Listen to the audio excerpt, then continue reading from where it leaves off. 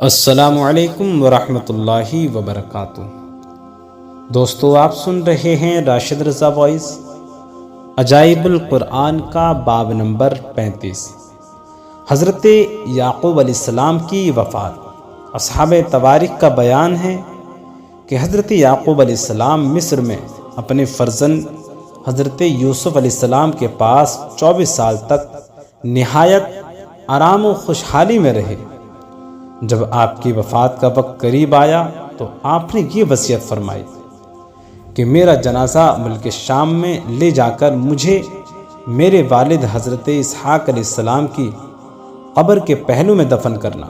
چنانچہ آپ کی وفات کے بعد آپ کے جسم مقدس کو لکڑی کے صندوق میں رکھ کر مصر سے شام لایا گیا۔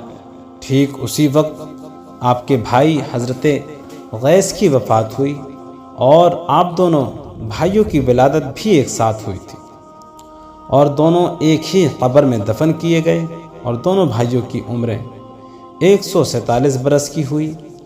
حضرت یوسف علیہ السلام اپنے والد اور چچا کو دفن فرما کر پھر مصر تشریف لائے اور اپنے والد ماجد کے بعد 23 سال تک مصر پر حکومت فرماتے رہے۔ اس کے بعد آپ کی بھی وفات ہو گئی۔ آپ کی وفات کے بعد آپ کے مقام دفن میں سخت اختلاف پیدا ہو گیا۔ ہر محلے والے حصول برکت کے لیے اپنے ہی محلے میں دفن پر اصرار کرنے لگے۔ آخر اس بات پر سب کا اتفاق ہو گیا کہ آپ کو بیچ دریائے نیل میں دفن کیا جائے، تاکہ دریا کا پانی آپ کی قبر منور کو چھوتا ہوا گزرے اور تمام مصر والے آپ کے فیض و برکات سے فیضیاب ہوتے رہیں۔